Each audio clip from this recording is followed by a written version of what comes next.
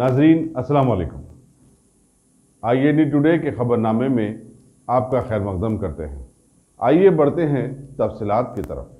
TSRTC के हजारों अहदेदारों की सारी रियासत में हड़ताल के चलते TRS हुकूमत के गैर जमहूरी रवैये के खिलाफ में JSC और TGS के कन्वीनर प्रोफेसर कोदंडराम ने आज रियासती BJP सदर डॉक्टर K लक्ष्मण से मुलाकात करते हुए हड़ताली वर्कर्स की बेहतरी के लिए उनका साथ देने की अपील की है।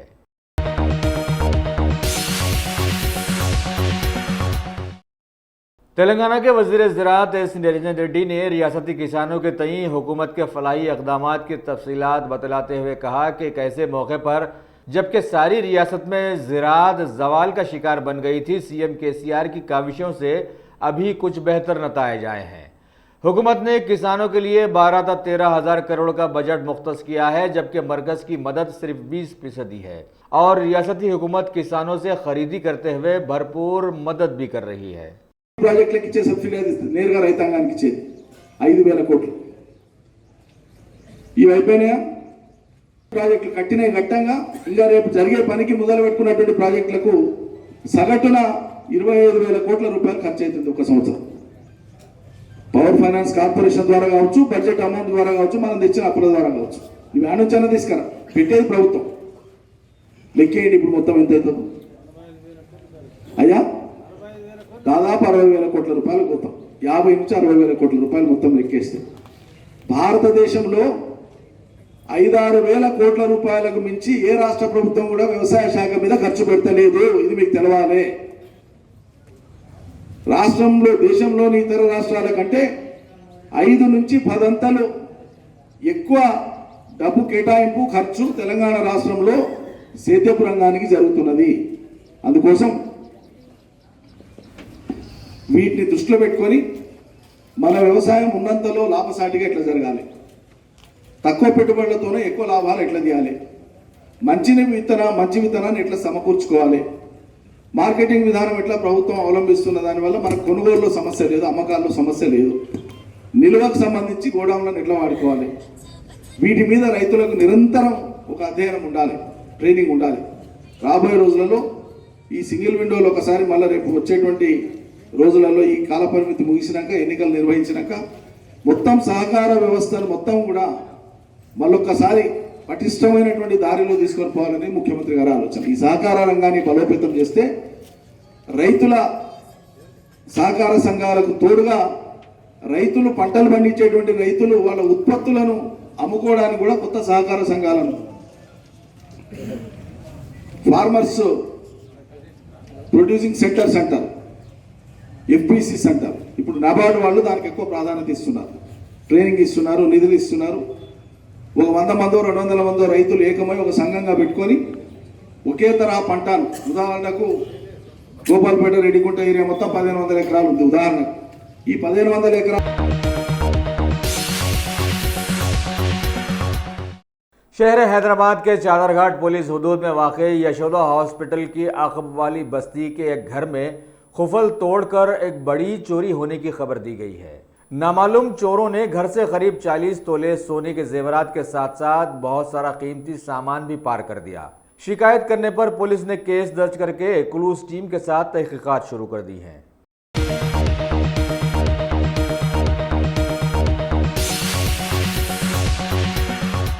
की सहूलत भी मौजूद है। अगर आप अपने घर, दुकान, सोसाइटी, स्कूल वगैरह को सेफ और क्राइम फ्री बनाना चाहते हो तो इंस्टॉल कीजिए CCTV कैमरा जो HD क्लियरिटी के साथ दस्तयाब है।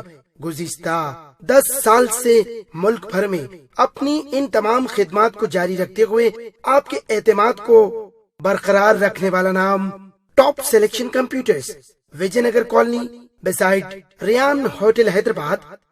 डायरेक्टर सैयद राशिद अली।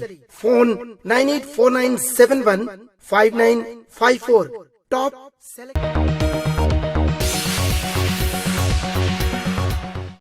शहर हैदराबाद के बच्चूपल्ली पुलिस हुदूद के प्रगति नगर के साकिन एक शख्स ने मुकामी एक मिल्क बूथ के ओनर के खिलाफ में पुलिस में शिकायत दर्ज करवाई कि इस बूथ से खरीदा गया दूध जहरीला साबित हुआ और गर्म करने पर रबर की हैयत इख्तियार कर गया। पुलिस ने केस दर्ज करके तहकीकात शुरू कर दी हैं।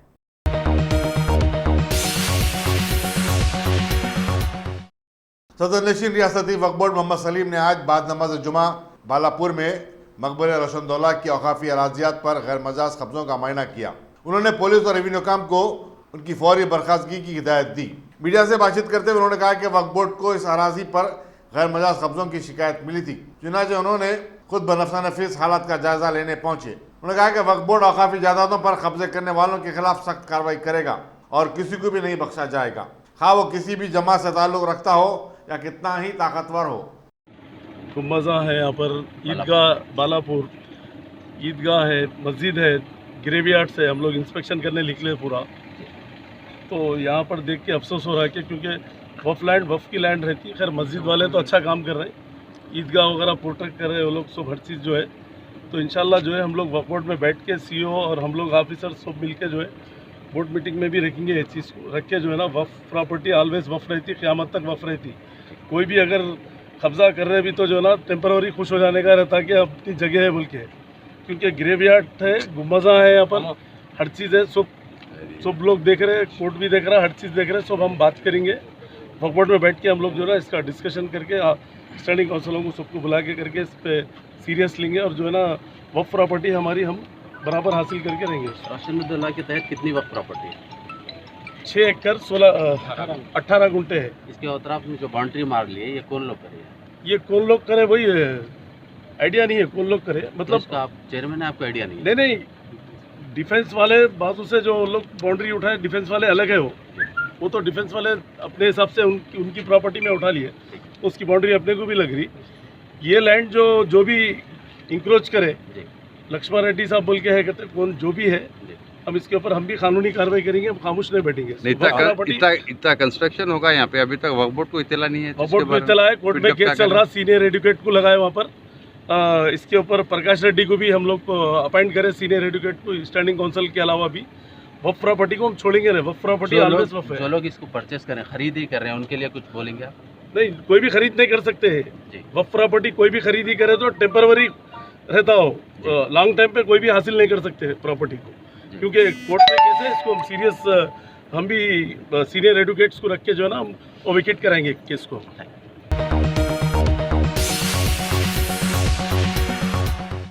पुलिस इस जून ने CPI माओइस्ट की महाजी तंजीम तेलंगाना विद्यार्थी वेदिका की सरगर्मियों को बेनकाब किया है। कमिश्नर पुलिस अंजनी कुमार ने एक मीडिया कॉन्फ्रेंस से खिताब करते हुए बताया कि TVV के दफ्तर से काबिल एतराज़ लिटरेचर बरामद किया गया। उन्होंने इस तंजीम को इंतबाह दिया कि वो तलबा और नौजवानों को गुमराह करने से बाज आ जाए। कमिश्नर ने कहा कि यह तंजीम खुद एक ममनुआ है और उसे उसकी सरगर्मियाँ जारी रखने की इजाज़त नहीं दी जा सकती। तंजीम के खिलाफ कई अजला में क्रिमिनल केसेस भी बुक हैं।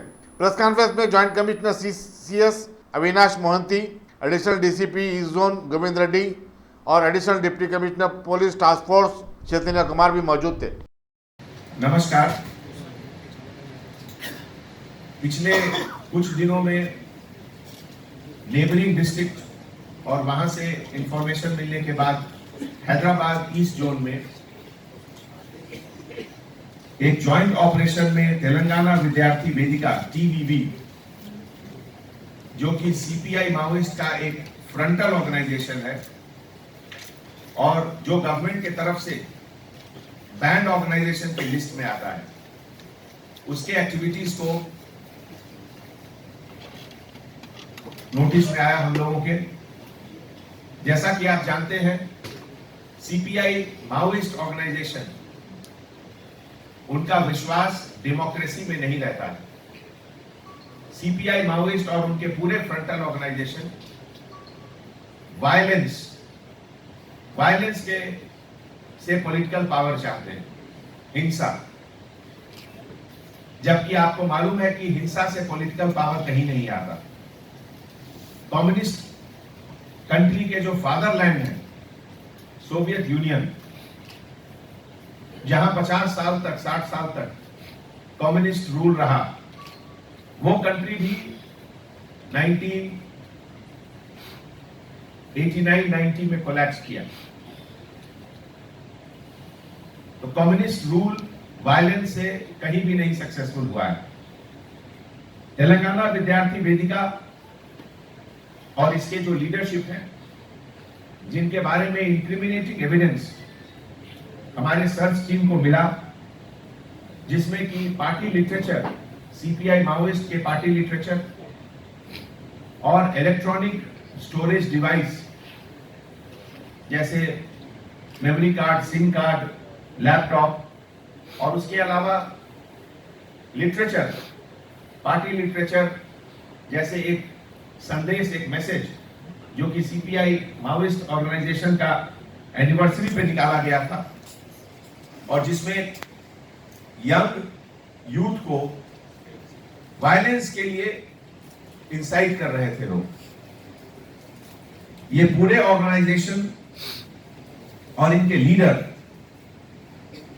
बेसिकली स्टूडेंट के नाम को लेकर मिसलीड करते हुए communist ideology, violent communist ideology, Maoist ideology के तरफ ले जाना चाहते हैं। ये सब लीडर्स, जिसमें मदिलेटी, मेच्चू संदीप, अनुदीप, किशोर, इन लोग के खिलाफ बहुत सारे केसेस, क्रिमिनल केसेस बहुत से पुलिस स्टेशन में हैं, जो कि महाराष्ट्र, छत्तीसगढ़ और तेलंगाना स्टेट में है। ऐसे समय में आपके चैनल के तरफ से, आपके अखबार के तरफ से स्टूडेंट्स और कॉमन पब्लिक को मैं अपील करता हूं कि वायलेंट आइडियोलॉजी, हिंसात्मक फिलॉसफी जो कम्युनिस्ट रेवोल्यूशन का है, उसका इंडिया में कोई एग्जिस्टेंस नहीं होना चाहिए। इंडिया एक नॉन वायलेंट कंट्री है। हमारे देश के आइडल हैं महात्मा गांधी, हमारे देश के आइडल हैं गौतम बुद्ध, जो कि नॉन वायलेंट बताते थे। यहां बड़ा से बड़ा डेमोक्रेटिक मूवमेंट भी नॉन वायलेंट तरीके से लड़ा जाता है। ऐसे समय में आपके तरफ से मैं पूरे पब्लिक को अपील करता हूं कि अगर कुछ ऐसा इंफॉर्मेशन उनके पास आता है तो हमारे लोकल पुलिस स्टेशन को खबर करें, उनको बताएं। और हम लोग ये जो अभी केस रजिस्टर हुआ है, इसको सेंसिटिविटी के को मद्देनजर रखते हुए special investigation team detective department में जो है उसको हम लोग दिए हैं और एक साइंटिफिक इन्वेस्टिगेशन के द्वारा इस केस को इन्वेस्टिगेट करके पूरे एविडेंस को कोर्ट के सामने हम लोग रखेंगे। केस के सीरियसनेस को मद्देनजर रखते हुए officer of the rank of assistant commissioner of police ACP इस पूरे केस को इन्वेस्टिगेट करेंगे। आप लोग को मालूम होगा कि इसके पहले भी बहुत सारे बैंड ऑर्गेनाइजेशन सीपीआई माओइस्ट के और उनके फ्रंटल ऑर्गेनाइजेशन, इसके पहले भी बहुत बार वो लोग स्टूडेंट्स वर्ड यूज करते हैं कवर के लिए, जैसे Adivasi Vidyarthi Sangam, civil liberty committee, democratic students union, human rights forum, patriotic democratic movement, Praja Kala Mandali, Telangana democratic forum. ये सब ऑर्गेनाइजेशन सीपीआई माओइस्ट के फ्रंटल ऑर्गेनाइजेशंस हैं, जिनका ऑब्जेक्टिव है पॉलिटिकल पावर गेन करना बाय वायलेंस। तो हमारे गवर्नमेंट का ये कमिटमेंट है कि जो नए यूथ जो हमारे सिटी में आ रहे हैं उनको इस तरह मिसगाइड नहीं होने देना। नया स्टेट तेलंगाना आने के बाद हमारा ऑब्जेक्टिव है इकोनॉमिक डेवलपमेंट, हमारा ऑब्जेक्टिव है इन्वेस्टमेंट, हमारा ऑब्जेक्टिव है मोर जॉब अपॉर्चुनिटीज। और इसी प्रोसेस में, इसी ऑब्जेक्टिव में दुनिया के जो टॉप 500 कंपनीज हैं उसमें 50% कंपनीज हैदराबाद में ऑलरेडी आ चुकी है। बड़ी से बड़ी कंपनी, चाहे वो अमेजॉन हो, माइक्रोसॉफ्ट हो, गूगल हो, एप्पल हो, फेसबुक हो, सभी कंपनी हैदराबाद में है। बोइंग एयरक्राफ्ट कंपनी का जो इंजन यूनिट मैन्युफैक्चरिंग यूनिट है, जनरल इलेक्ट्रिक जो बनाती है, वो भी शमशाबाद में अब शुरू हो रहा है। तो ऐसे फॉरवर्ड लुकिंग पॉजिटिव स्टेट का जो माहौल है, उस माहौल को हम लोग किसी भी तरीके से ये माओइस्ट ऑर्गेनाइजेशन और उनके फ्रंटल ऑर्गेनाइजेशन की तरफ से इनोसेंट यूथ को मिसगाइड नहीं होने देंगे। और इसमें मीडिया, प्रेस, सबको हम अपील करते हैं कि हम लोग मिलकर उनको एक्सपोज करें और कानून के रास्ते से, कानून के सही तरीके से उनको कोर्ट के सामने पेश करके उनको सजा दिलाएं। Thank you.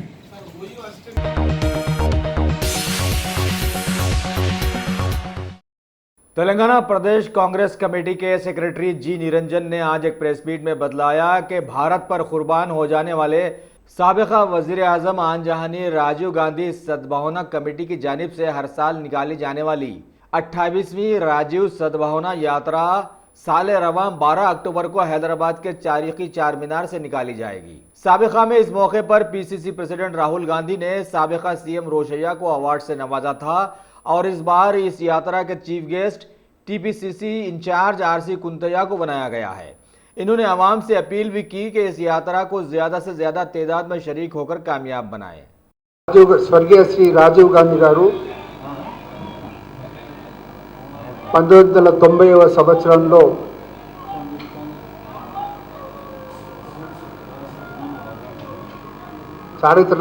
చారిత్రాత్మకమైన చార్మినార్ వద్ద కాంగ్రెస్ పార్టీ పతాకాన్ని అక్టోబర్ 19వ తేదీన ఆవిష్కరించి జంట నగరాల్లో సద్భావన యాత్రను ప్రారంభించిన విషయం మనకందరికీ తెలుసు। రాజీవ్ గాంధీ సద్భావన యాత్ర స్మారక సమితి తరపున ప్రతి సంవత్సరం రాజీవ్ గాంధీ సద్భావన యాత్ర స్మారక దినంగా ఈ ఒక ఫంక్షన్ అనేది పెద్ద ఎత్తున ఏర్పాటు చేసుకునేసి ఆ రోజు సద్భావన గురించి వివిధ రంగాల్లో కృషి చేసినటువంటి నిష్ఠాతులైన వారికి సద్భావన అవార్డును ప్రదానం చేయడం జరుగుతుంది। ఇది 29వ రాజీవ్ గాంధీ సద్భావన యాత్ర కమెమరేషన్ డే। గత సంవత్సరం రాహుల్ గాంధీ గారు కూడా ఈ కార్యక్రమంలో పాల్గొనేసి పెద్దలు రోషయ్య గారికి గత సంవత్సరం అవార్డు ఇవ్వడం జరిగిందనే విషయాన్ని మీకు గుర్తు చేస్తా ఉన్నాను। ఈ వచ్చే శనివారం నాడు ఉదయం 10:30కు చార్మినార్ వద్ద రాజీవ్ గాంధీ సద్భావన యాత్ర స్మారక దినం సంబంధించినటువంటి కార్యక్రమం జరుగుతుంది। సద్భావన యాత్ర కమెమరేషన్ డే। ఈసారి సద్భావన యాత్రకు ఆ కార్యక్రమానికి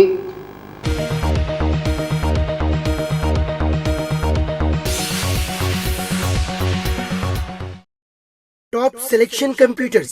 अगर आप टेक्नोलॉजी के दौर में रहते हुए टेक्नोलॉजी से दूर हैं तो सोचिए मत, आइए एक बार खिदमत का मौका दीजिए। हमारे यहाँ branded computers Dell, HP, Lenovo, laptop accessories उम्दा क्वालिटी निहायत ही वाजबी दाम पर दस्तयाब है।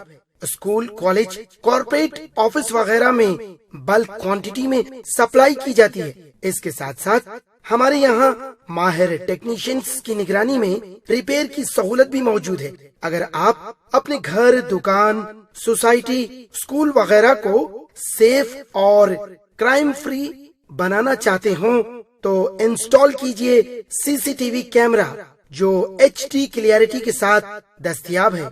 गुज़िश्ता 10 साल से मुल्क भर में अपनी इन तमाम खिदमात को जारी रखते हुए आपके एतमाद को बरकरार रखने वाला नाम top selection computers, Vijaynagar colony beside Riyan hotel Hyderabad.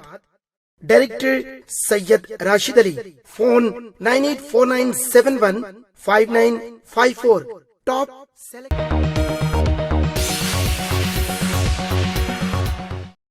Telangana BJP के तर्जुमान कृष्णा सागर राव ने आज पार्टी ऑफिस की एक प्रेस मीट में टीआरएस हुकूमत और सीएम केसीआर पर सख्त तनकीद करते हुए बतलाया कि टीएसआरटीसी के वर्कर्स की हड़ताल 7वें और 8वें दिनों में दाखिल होने जा रही है और हुकूमत का गैर जमहूरी रवैया अब आवाम के सामने खुलकर आ गया है। अगर अवामी हुकूमत होती तो अवाम के मुतालिबात मान लेती, लेकिन सीएम केसीआर हठधर्मी कर रहे हैं और सारे हड़ताली वर्कर्स को तकलीफ देने पर तुले हुए हैं। ఉద్యోగుల సంరక్షణ కోసం ప్రావిడెంట్ ఫండ్ లో వాళ్ళ సాలరీ నుంచి నెలసరి డిడక్ట్ అవుతా ఉన్న ప్రావిడెంట్ ఫండ్ కాంట్రిబ్యూషన్ దాన్ని కూడా చట్ట వ్యతిరేకంగా దారి మళ్లిస్తా ఉన్నట్టు స్పష్టంగా తెలుస్తాం. ఇది నిన్న ఈరోజు జరిగే ప్రక్రియ కాదు, ఒక సరళి ఈ దారి మళ్లింపులో కనబడతా ఉన్నది. దగ్గర దగ్గర 3 సంవత్సరాలుగా ఆర్టీసీ ఉద్యోగుల ప్రావిడెంట్ ఫండ్ రాష్ట్ర ప్రభుత్వం సీఎం కేసీఆర్ గారి నిర్దేశాల మేరకు వాళ్ళ సొంత ప్రయోజనాల కోసం పెట్ ప్రాజెక్టుల కోసం ప్రావిడెంట్ ఫండ్ ని డిపాజిట్ చేయడం లేదు. అటు ఆర్టీసీ ఇవ్వాల్సిన కాంట్రిబ్యూషన్, ఇటు ఉద్యోగుల నెలసరి జీతంలో నుంచి కట్ అయ్యే వారి కాంట్రిబ్యూషన్ రెండింటినీ కూడా హరించడం జరుగుతూ ఉన్నది. భారతీయ జనతా పార్టీ సూటిగా అడుగుతా ఉన్నది మీ ద్వారా, దీన్ని దొంగతనం అనాలా ఏమనాలే? ఎందుకంటే చట్ట వ్యతిరేకంగా ఉద్యోగుల జేబులకు వెళ్ళి పైసలు తీసుకుంటా ఉంటే ఇది ఒక పిక్ పాకెటర్ వ్యవస్థ లాగానే ఉన్నది. జేబుల నుంచి ఉద్యోగుల జేబుల నుంచి పైసలు కొట్టేసే పరిస్థితి అది కూడా రాష్ట్ర ప్రభుత్వమే చేస్తా ఉన్నది. అది కూడా ముఖ్యమంత్రి గారి కను సన్నల్లో జరుగుతూ ఉన్నది. ఇది ఒక ప్రణాళికాబద్ధమైన దొంగతనంగా భారతీయ జనతా పార్టీ భావిస్తా ఉన్నది. ఎందుకంటే గత 3 సంవత్సరాలుగా ఒక ఫుల్ టైం ఒక వ్యవస్థీకృత అపాయింట్మెంట్ మేనేజింగ్ డైరెక్టర్ కానీ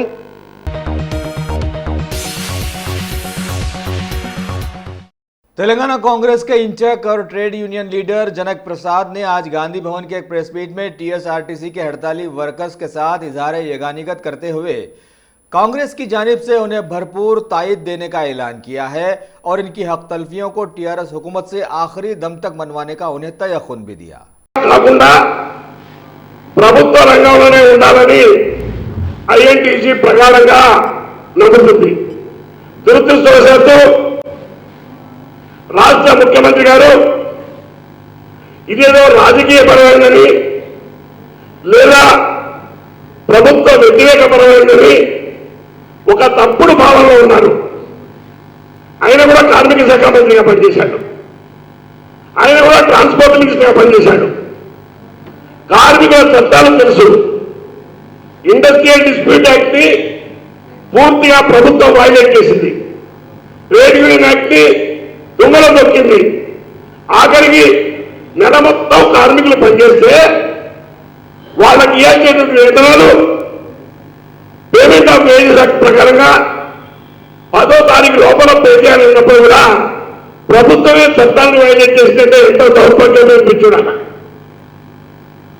అసలు ముఖ్యమంత్రి గారికి నిజంగా ఆర్టీసీ మీద కానీ ఆర్టీసీ కార్మికుల మీద కానీ ప్రేమ ఉంటే ఆయన ముఖ్యమంత్రి అయిన దగ్గర నుంచి ఇప్పుడు దాకా ఆర్టీసీకి పర్మనెంట్ మేనేజింగ్ డైరెక్టర్గా వెళ్ళలేదనే అర్థమైపోతుంది.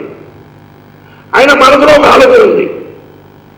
ఎట్టి పరిస్థితుల్లో ఆర్టీసీకి సంబంధించినటువంటి 60,000 కోట్ల రూపాయల ప్రాపర్టీస్ ఆయనకి నచ్చిన వాళ్ళకి ప్రైవేట్ పరం చేయడం కోసం ఆలోచన పెట్టుకొని ఏ ఆర్టీసీ ఎంప్లాయీస్ కి గౌరవాధ్యక్షులు ఉన్నటువంటి హరీష్ రావుని రాజీనామా చేయడం జరిగింది. అంటే దూరదృష్టితోని మోసపూరితంగా పబ్లిక్ రంగంలో ఉన్నటువంటి ఆర్టీసీని ప్రైవేట్ పరం చేయడం కోసం ముందు నుంచే పథకం ఆలోచించాడు. ఇంకొక విషయం ఏంటంటే ఆర్టీసీ నష్టాల్లో ఉన్నదని, నష్టాల్లో ఉండే ప్రైవేట్ పరం చేయాలంటే తెలంగాణ ప్రభుత్వం 3 లక్షల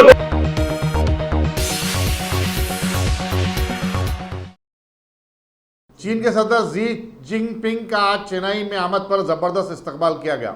वो केरला के मल्लापुरम में वज़ीर मोदी से इब्तदाई दौर की बातचीत करेंगे। गवर्नर बनवारी लाल पुरोहित, चीफ मिनिस्टर के पलानीस्वामी, स्पीकर धनपाल और दूसरों ने खैर मकदम किया। चीनी वज़ीर खारजा वांग वी और वज़ीर खारजा एस जयशंकर के साथ भी अलहदा बातचीत का प्रोग्राम है।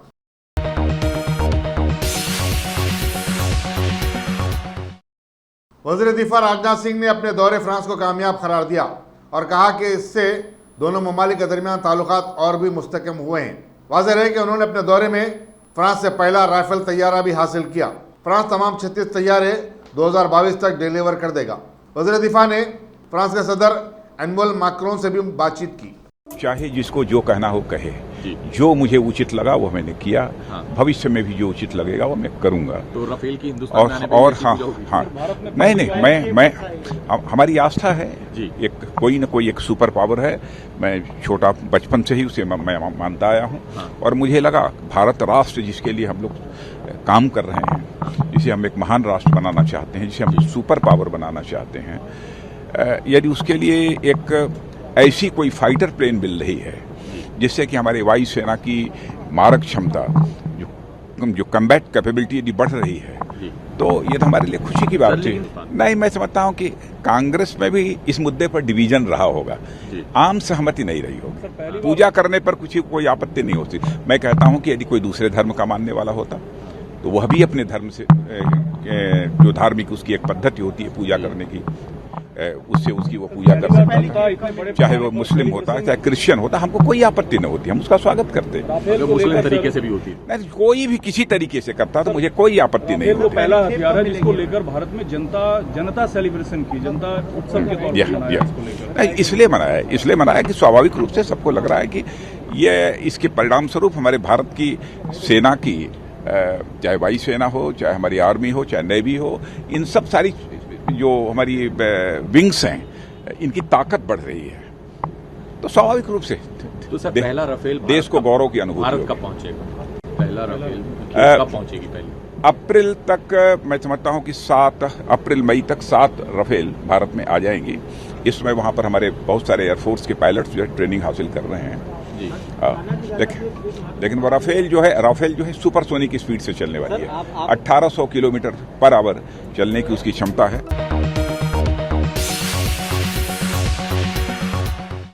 ईरान और सऊदी अरब के दरमियान मसालियत के लिए पाकिस्तानी वज़ीर-ए-आज़म इमरान खान कल दोनों ममालिक का दौरा पर रवाना होंगे।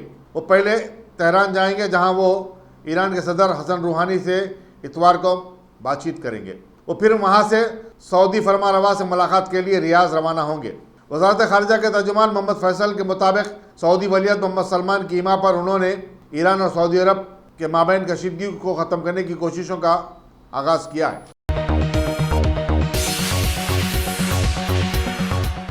पाकिस्तान के कौमी एहतसाब ब्यूरो ने चौधरी शुगर मिल केस में साबिक़ वज़ीर-ए-आज़म नवाज शरीफ के खिलाफ वारंट जारी किया है। कौमी एहतसाब ब्यूरो की एक टीम लाहौर के कोर्ट लखपत जेल में नवाज शरीफ पर इस वारंट की तामील करेगी। नवाज शरीफ पहले ही 7 साल कैद की सजा काट रहे हैं।